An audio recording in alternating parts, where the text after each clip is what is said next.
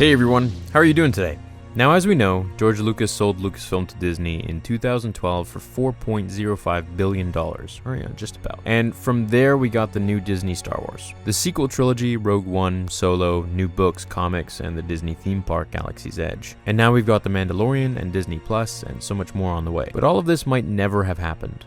Or if it did happen, it wouldn't have come from Disney, but Fox instead. Fox Studios only had ownership rights for the first Star Wars film, but still distributed the others thanks to deals Lucas made with them. But there was a point where the stress and constant money worries had Lucas considering selling the whole thing right after making The Empire Strikes Back. I've been reading through the making of Return of the Jedi, and some of you may be aware that, I kind of like these books. So this one's kind of a real life what if that almost happened. So I'm going to read into it directly, and then we can theorize at the end. The reason I had to keep going on these 3 movies was because I had sets gathering dust. I was paying rent, and my actors were getting older and were vulnerable to accidents, says Lucas. Over such a long period of time, anything could happen. Creatively, I wanted it to be finished and perfect, so there was a lot of tension there all the time. I have to finish this next film. Financially, we have to do it. Nothing really goes on to the next trilogy, so once I finish with this group, I can start fresh again and I'm not forced to do one every other year. Lucas had even toyed with the idea of handing Star Wars over to Fox, opting out for a big percentage of the gross. But when the time came for me to turn it over, I'd fallen in love with it. It's like a marriage.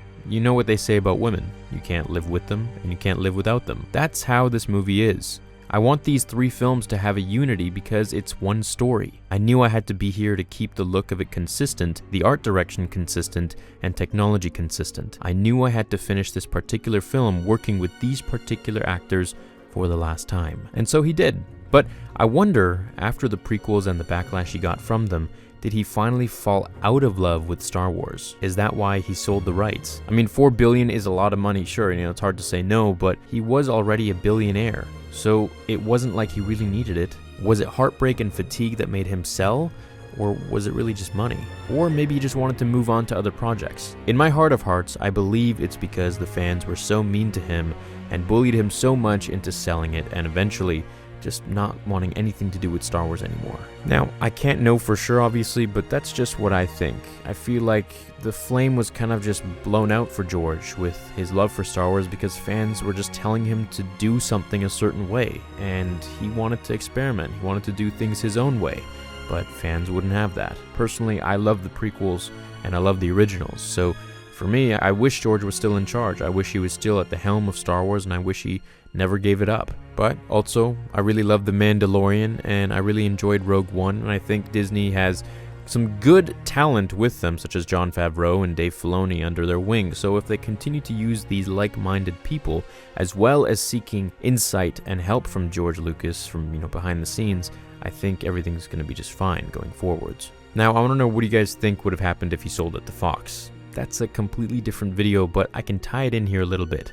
I think the movies would have had much more consistency with how George ran Star Wars. Obviously, the sequels are the sequels, and we're not going to get into the feeling of those, but they don't feel as congruent as the originals, right? Episode 4, 5, and 6 just feels like it's a little more one story almost in comparison to 7, 8, 9, which feels very disjointed for me. And I know I'm not alone there. I wonder if Fox would have made their own Star Wars land at some point. But then we also wouldn't have gotten Disney Plus or anything. However, I do think Fox would have listened to George's original script for the sequels if they wanted to go and make one. I do think they would have listened more to him regarding other facets of Star Wars. So it kind of makes me wonder why he didn't go and sell to them first and went to sell to Disney. I'm sure he shopped it around a little bit, but I believe from, I think it was Bob Iger's memoirs or his book that just came out, he said that George explicitly said that Disney was the first choice that he had. Now, do you guys wish that he kept Lucasfilm, or are you happy that he sold it?